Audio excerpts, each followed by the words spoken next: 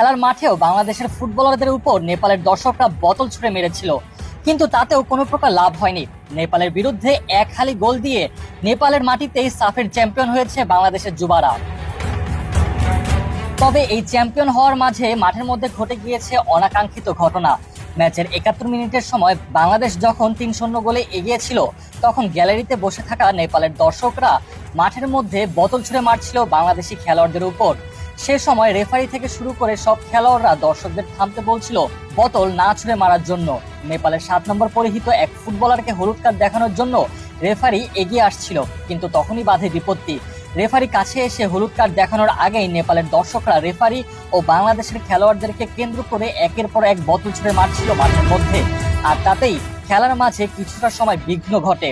যদিও শেষমেশ সেই রেফারি ৭ নম্বর পরিহিত সেই খেলোয়াড়কে হলুদ কার্ড দেখিয়েছিল, তবে এরপর থেকে লাগাতার বোতল ছুঁড়ে মারছিল নেপালের দর্শকেরা। এমন দৃশ্য দেখে ধারাভাষ্যকেরাও বলে উঠেছিল, এটা মোটেও ভালো দৃশ্য নয়। একটা পর্যায়ের পর বাংলাদেশের খেলোয়াড়রা গ্যালারির কাছাকাছি গিয়ে বারবার নেপালের দর্শকদের অনুরোধ করছিল যেন তারা মাঠের মধ্যে বোতল ছুঁড়ে না মারে।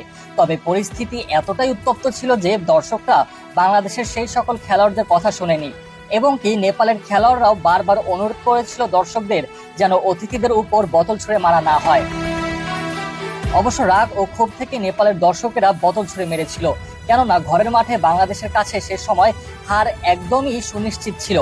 খেলার ৭১ মিনিট পার হয়ে গিয়েছে, অথচ নেপালের যুবারা কোনো গোলই দিতে পারেনি। এত আশা নিয়ে ফাইনাল দেখতে এসে এভাবে বাংলাদেশের কাছে ঘরের মাটিতে হারতে হবে, এই ব্যাপারটা যেন কোনোভাবে মেনে নিতে পারছিল না দর্শকেরা। আর ওদিকে খেলা শেষ হবার সাথে সাথেই বিজয় উল্লাসে মেতে পড়ে বাংলাদেশের ফুটবলাররা। শিরোপা জেতার পর সবাই এক সারিতে বসে পড়ে উল্লাস করার জন্য, এবং কি একজনকে তো দেখাও গিয়েছিল বাংলাদেশের পতাকার উপর চুমো দিতে।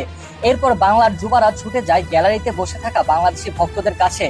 দর্শকরাই হলো খেলার প্রাণ, আর সেই দর্শকদের ট্রফি উপহার দিয়েই ক্ষান্ত হয়নি যুবারা। দেয়াল টপকে চলে যায় বাংলাদেশের ভক্তদের সাথে হাতে হাত মেলানোর জন্য। বৈষম্য বিরোধী ছাত্র আন্দোলনের পর বাংলাদেশের ক্রীড়াঙ্গনে যেন বইছে সুবাতাস। প্রথমে পাকিস্তানের বিরুদ্ধে পাকিস্তানের মাটিতে টেস্টে ঐতিহাসিক জয়, আর এবার যুবারা হলো সাফ চ্যাম্পিয়ন। সব মিলিয়ে যেন এক দারুণ সময় পার করছে বাংলাদেশের খেলাপ্রেমী দর্শকেরা।